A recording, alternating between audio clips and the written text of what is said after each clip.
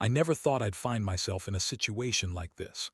My name is Mark, and I live in a small town nestled between rolling hills and dense woods. It's the kind of place where everyone knows everyone and secrets are hard to keep. My life revolved around my wife, Sarah, and our little house with the white picket fence. We had been married for 7 years, and for the most part I believed we were happy. At least, that's what I kept telling myself. Sarah was a vibrant woman. She had a smile that could light up a room and a laugh that was infectious. She worked as a local school teacher, and I often found myself admiring her passion for her job. I, on the other hand, was a sales manager at a tech company, often buried in spreadsheets and sales forecasts. Our lives were busy, but we made time for each other, dinner dates, movie nights, and occasional weekend getaways. Yet in the past few months, something felt off.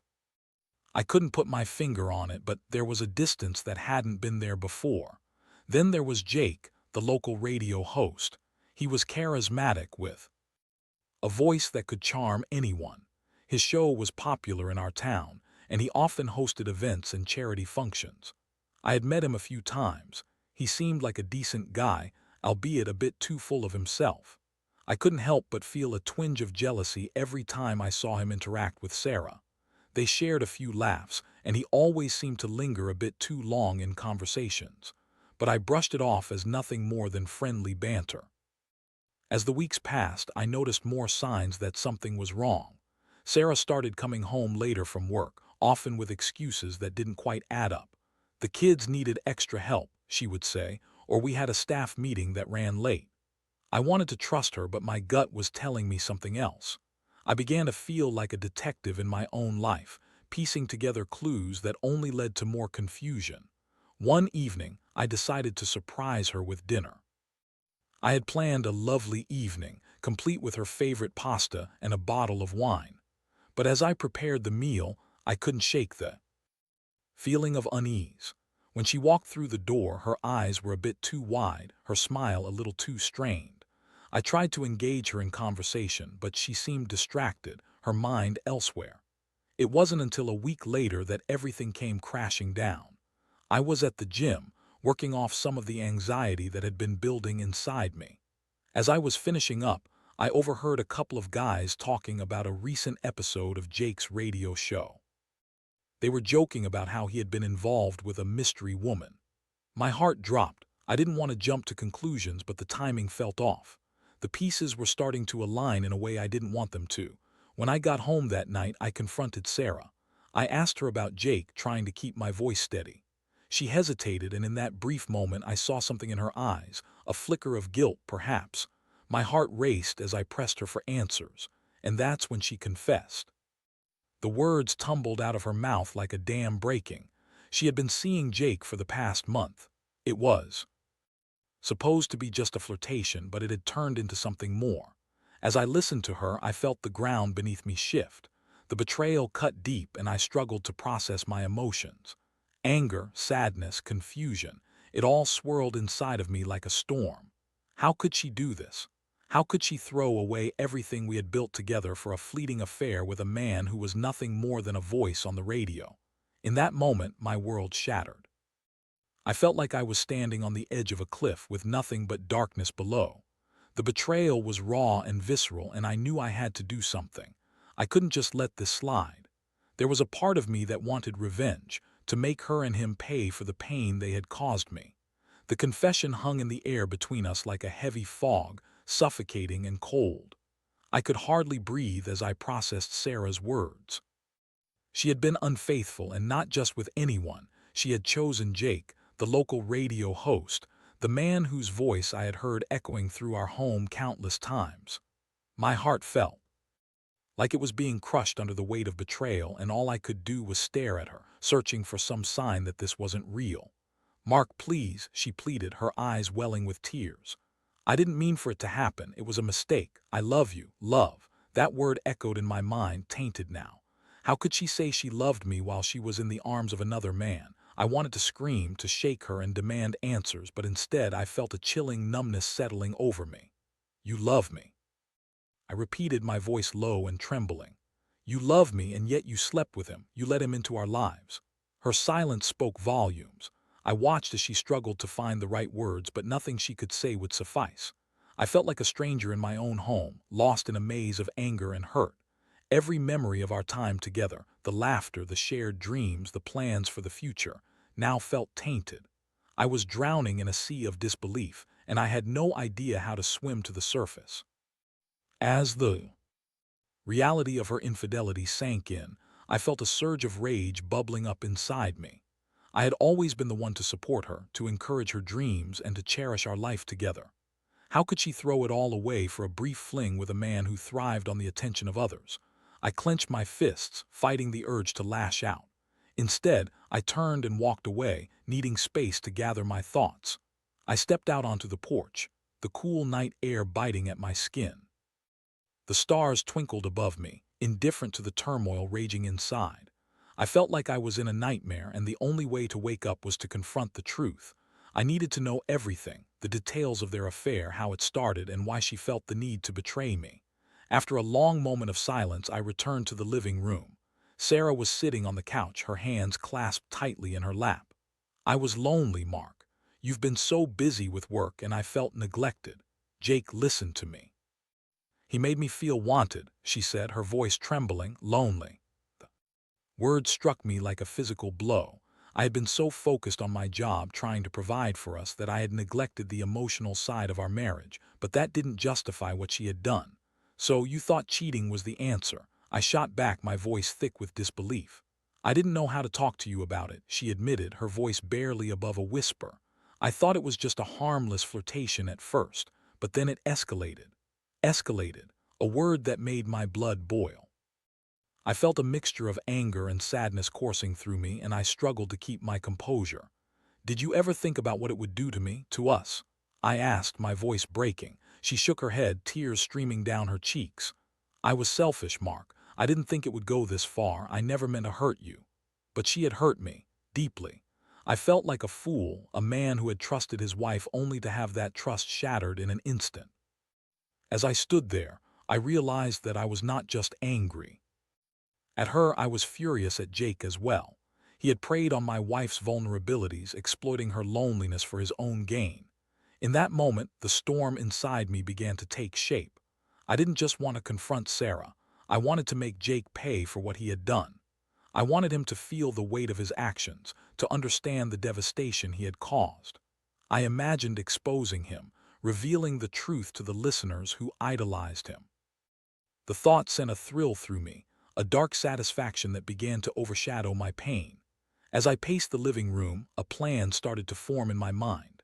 I would use the very platform that had allowed him to thrive to expose his downfall. I wanted to take the power back, to turn the tables and show everyone the truth behind the charming facade he presented on air. Revenge was a dish best served cold, and I was ready to serve it up. Mark. Sarah's voice brought me back to reality. What are you thinking? I turned to her, my expression hardening. You'll see, I said, a cold determination settling in. I did know exactly how I would do it yet, but I could feel the pieces falling into place. I would make sure Jake's next show was about his downfall, and I would be the one to expose the affair live on air. I could already envision the moment, the shock on his face as I revealed the truth, the disbelief of his listeners. It would be satisfying, a twisted sense of justice for the betrayal I had endured. I had to make him understand that actions have consequences, and I was going to ensure he faced them head-on. The following days were a blur of emotions and scheming. I felt like I was walking a tightrope, balancing between the pain of betrayal and the thrill of revenge. My mind raced with ideas, plotting out every detail of how I would expose Jake on his radio show.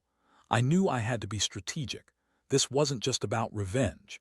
It was about reclaiming my dignity and showing Sarah that I wouldn't be a passive victim in this situation. I started by gathering information on Jake and his show. I listened to his broadcasts, taking note of his style, the topics he covered, and the way he interacted with his audience. He had a knack for making people feel involved, almost as if they were part of an exclusive club. I realized that this was both a strength and a vulnerability. If I could catch him off guard, I could turn his own platform against him. I also began to think about how I could get on the show. Jake often invited listeners to call in and share their thoughts, so I planned to do just that. The idea of speaking to him directly, of confronting him live on air, sent a shiver of excitement through me. I knew I had to remain calm and composed, but the thought of the look on his face when I dropped the bombshell made my heart race. As I prepared for my big moment, I couldn't help but reflect on my relationship with Sarah. The pain was still fresh, but I also felt a flicker of determination. I wanted her to understand that I wasn't going to take this lying down. I was going to fight back, not just for myself, but for the integrity of our marriage, however damaged it might be. One night after Sarah had gone to bed, I sat at my desk, surrounded by notes and recordings of Jake's shows. I drafted a script in my mind, a way to articulate my feelings without letting my anger consume me. I wanted to expose the truth, but I also wanted to convey the emotional toll this affair had taken on me. It would be a delicate balance, but I was determined to get it right. As the day of the show approached, I felt a mix of anxiety and anticipation. I imagined how Sarah would react when she found out what I was planning. Would she support me, or would she be furious? Part of me wanted her to see the consequences of her actions firsthand, to understand the depth of the betrayal we were both experiencing. I needed her to realize that this was not just about her and Jake. It was about us. On the morning of the show, I woke up early, my heart pounding with a mix of excitement and dread. I had rehearsed what I would say 100 times in my head, but now that the moment was finally here, everything felt surreal. I took a deep breath, reminding myself of the purpose behind my actions. This wasn't just revenge, it was about reclaiming my voice. As I dialed into the radio station, I could feel the adrenaline coursing through my veins. The host's cheerful voice greeted me as I was put on hold, and I could hear the familiar chatter of the show in the background. I was just another caller, but I knew that in a few moments I would be more than that. I would be the man bringing down the house of cards Jake had built. When I finally heard Jake's voice welcoming me to the airwaves, my heart raced. "We have Mark from Oakwood on the line. How's it going, Mark?" "Not great, Jake," I replied, my voice steady despite the turmoil inside me. "I have something important to discuss." "Sure thing, what's on your mind?" He sounded casual, oblivious to the storm about to hit. I took a moment to gather my thoughts. "I want to talk about relationships, trust, and betrayal," I said, my voice firm. I could hear the shift in the atmosphere as the audience leaned in, intrigued by my tone. "Interesting topic. What's got you thinking about that?" Jake asked, clearly caught off guard. I could feel the tension building, each word I spoke weighed down with significance. "Because you've been playing a significant role in mine, Jake. You see, my wife has been seeing you behind my back." There was a moment of silence on the other end, and I could almost hear his heart drop. I pressed on, not giving him a chance to recover. "You've been flirting with her, and it escalated into an affair. You think you can just take what you want without consequences." The atmosphere in the studio shifted dramatically. I could hear the producer in the background scrambling, voices rising in confusion. Jake's facade began to crack. "Mark, let's take a step back here. We can talk about this calmly." "Calmly?" I scoffed. "You think this is calm? You've disrespected my marriage, and I'm here to make sure everyone knows the truth about you." The tension was palpable, and I could sense the audience's shock. I was no longer just a caller. I was an avenger, bringing the truth to light. I could hear murmurs of disbelief and the sound of the producer frantically trying to regain control of the show. Jake stammered, trying to regain his composure, but I wasn't done yet. "This isn't just about me, Jake. It's about every listener who thinks they know you. You're a fraud, hiding behind a microphone, pretending to be someone you're not. You may have charmed my wife, but now everyone will see the real you." As I spoke, I felt a weight lift off my shoulders. The pain of betrayal was still there, but I was no longer the victim. I was taking charge, and it felt empowering. I could hear the gasps from the studio, the sound of phones ringing off the hook as listeners reacted to the shocking revelation. "Mark, let's talk about this off-air," Jake pleaded, his tone shifting from confident to desperate. "We can work this out." "Work it out? You think there's anything to work out? You've crossed a line, and now everyone knows it," I shot back, my voice steady. The thrill of exposing him was intoxicating, and I reveled in the moment. As the show went to a commercial break, I knew I had struck a nerve. I had taken a stand, and now the fallout would begin. I would face whatever consequences came next, but for now I felt alive. I had reclaimed my power and I was ready to face the aftermath of my actions. The moment the show returned from the break, I could feel the tension in the air. Jake's voice had lost its usual charm, replaced by a shaky uncertainty that I relished. "Welcome back, listeners. We're experiencing some unexpected developments today," he said, his tone strained. "Mark, I think we need to clarify a few things here." I could hear the nervousness in his voice and I couldn't help but smile. He was no longer the confident radio host. He was a cornered man and I was the one holding all the cards. "Clarify," I repeated, my voice dripping with sarcasm. "What is there to clarify? You cheated with my wife and now everyone knows it." "Mark, let's not jump to conclusions," Jake stammered. "This is a serious accusation." "I think you're misunderstanding the situation." "Misunderstanding?" I echoed, incredulity lacing my voice. "I have the messages, Jake. The late-night calls, the secret meetups. You can't talk your way out of this one." The adrenaline coursed through me, fueling my words. I was no longer just a husband betrayed, I was a man reclaiming his narrative. The studio was a flurry of activity. I could hear the producer frantically trying to manage the chaos, but I was in the zone now. The audience was captivated and I could sense their rapt attention. I had their focus and I intended to keep it. "Mark, this isn't fair to anyone involved," Jake tried again, his voice rising in pitch. "You're airing personal grievances in front of thousands of listeners." "Personal grievances?" I shot back. "This is more than personal. You've invaded my life, my marriage, and now everyone who listens to your show knows what kind of man you really are. You've built your career on charm and deceit, and now it's time for the truth to come out." There was an audible gasp from the studio. I could picture the shocked expressions on the faces of the crew, the stunned silence of the audience. I was hitting all the right notes, and it felt exhilarating. For the first time in days, I felt a sense of control. "Let's talk about your listeners, Jake." I continued, my voice unwavering. "They trust you. They think you're a decent guy, someone they can look up to, but you're just a man who takes advantage of vulnerable women and betrays families. What do you have to say about that?" I could hear the murmurs from the audience, the whispers of disbelief and shock. The radio station was buzzing with energy, and I knew I had them hooked. Jake was struggling to regain his composure, but the damage was done. He was on the defensive, and I was relishing every second of it. "Mark, I think we should take a moment to breathe and revisit this," Jake said, his tone desperate now. "We can talk this out privately." "Talk it out." I laughed, the sound harsh and unyielding. "There's nothing to talk about. You made your choice, and now it's time to face the consequences. I'm not the only one who deserves to know the truth.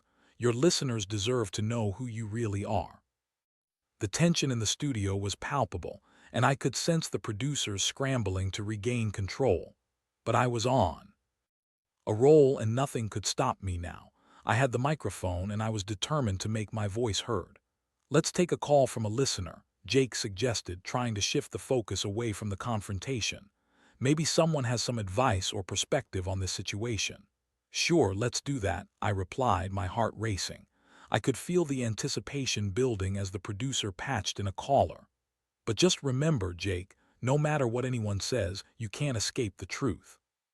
The caller came through, a woman's voice crackling over the airwaves. "Hi, Mark. I just want to say that I'm so sorry you're going through this. I can't believe what I'm hearing. It's shocking." "Thank you," I said, grateful for her support. "It's a tough situation, but I'm determined to expose the truth.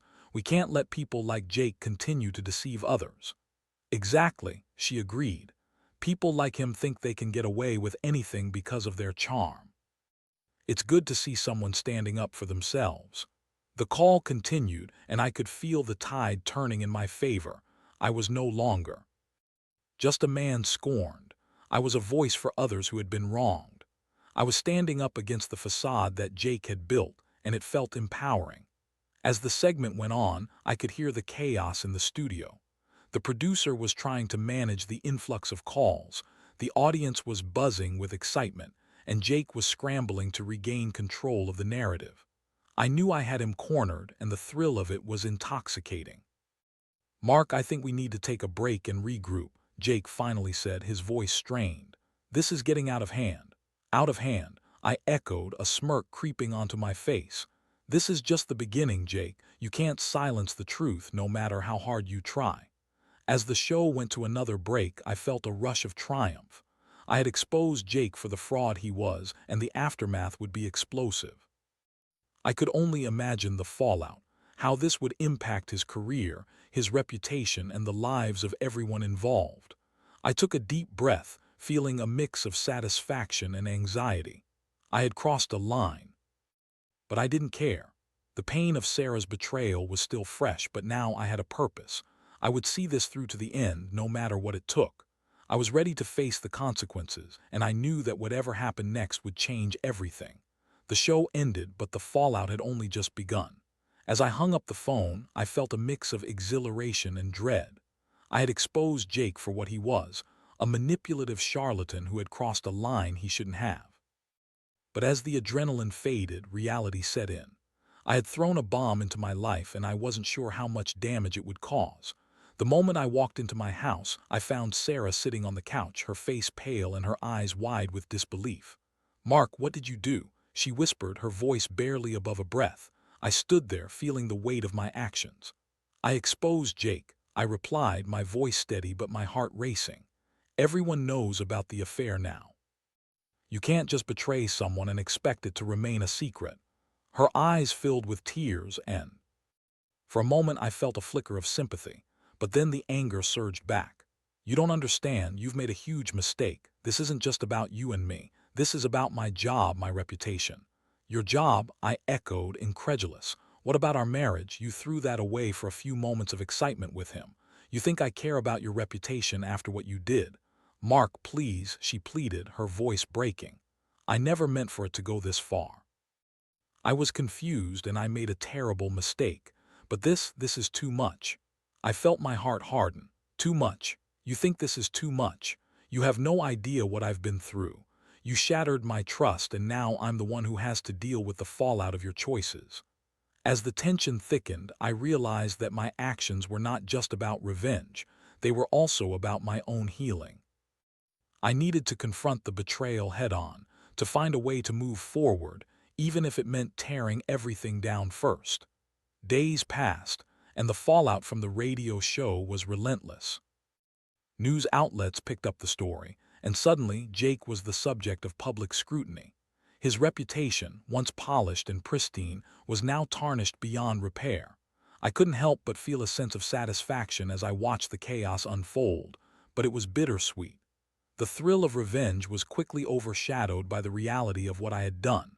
Sarah's job became increasingly precarious. Parents were outraged, and the school board was forced to address the scandal. I watched as she struggled to maintain her composure, her once vibrant spirit now dulled by the weight of shame and regret. I felt a mix of anger and pity for her. She had made her choices, but I couldn't deny that I still loved her in some twisted way. One evening, as we sat in silence, I finally broke the tension. "What were you thinking, Sarah? Did you think this wouldn't come back to haunt you?" "I thought it was just a fling, Mark," she replied, her voice trembling. "I thought I could handle it, that it wouldn't affect us." "Handle it?" I shot back. "You can't just handle an affair. You can't just play with people's lives like they're toys and expect no one to get hurt." "Please, let's not do this again," she said, tears streaming down her cheeks. "I'm sorry, I'm so sorry. I made a mistake and I'm paying for it now." Her words felt hollow, and I struggled to find the compassion within me. The anger I had felt during the radio show had transformed into something more complex, an uneasy mix of betrayal, grief, and a desire for closure. I wanted to understand why she had strayed, what had driven her to seek validation from another man. In the following weeks, I found myself reflecting on our relationship. I had spent so much time focused on my career, neglecting the emotional connection we once shared. I had thought we were solid, but clearly I had missed the signs. The intimacy that had once flourished between us had faded, replaced by routine and complacency. Was I partly to blame for her infidelity? The thought gnawed at me. I had loved her fiercely, but I had also taken her for granted. I had prioritized work over our relationship, and now I was left with the consequences of that neglect. As the media frenzy continued, I began to feel a sense of emptiness. I had achieved what I set out to do. Jake was being publicly shamed, and Sarah was facing the repercussions of her actions. But at what cost? I had torn apart the fabric of our marriage, and now I was left standing amidst the ruins, unsure of how to rebuild.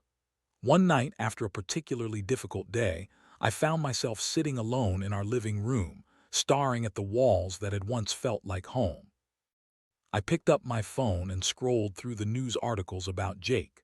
There were headlines detailing his fall from grace, interviews with listeners who felt betrayed by him. I felt a strange mix of satisfaction and sadness. I realized that revenge had not brought me the closure I had hoped for. Instead, it had opened a chasm between Sarah and me that seemed insurmountable. I had exposed Jake, but in doing so, I had also exposed the fractures in my own marriage. As I sat there, I knew I had to make a choice. I could either continue down this path of anger and resentment, or I could try to find a way to heal. I had to confront my feelings to decide whether I wanted to fight for our marriage or let it go. Mark, Sarah's voice broke through my thoughts, pulling me back to reality. Can we talk? I looked up, seeing the vulnerability in her eyes. Maybe it was time to have that conversation, the one we had both been avoiding. It was time to face the truth, no matter how painful it might be. Yeah, I said softly, my heart heavy but ready to listen. Let's talk. As Sarah sat down across from me, I could see the weight of our choices etched on her face. The silence stretched between us, heavy with unspoken words and unresolved feelings. I had exposed Jake, and in many ways I had also exposed the cracks in our marriage. Now it was time to confront those cracks head-on. Mark, I know I've hurt you deeply, she began, her voice trembling. I can't express how sorry I am for what I did. I never wanted to betray you. I was lost and made a terrible mistake. I know, I replied, my voice steady but filled with emotion, but understanding. Why you cheated doesn't change what happened. I need to know if we can move forward from this, or if we're just prolonging the inevitable. She nodded, tears spilling down her cheeks. I don't want to lose you. I know I've caused irreparable damage, but I want to try to make things right. I want to rebuild what we've lost. The sincerity in her eyes pierced through the anger I had been holding onto. I realized that while the betrayal was monumental, the love we had shared still flickered beneath the surface. I had to confront my own role in this mess as well. I had let my career consume me, neglecting the emotional connection that had once bonded us. We both have things to work on, I said, my voice softening. I've been so focused on my job that I didn't see how much you were struggling. I took you for granted, and I'm sorry for that.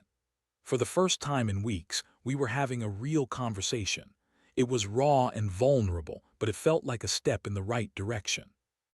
We both had our share of faults, and acknowledging them was the first step toward healing.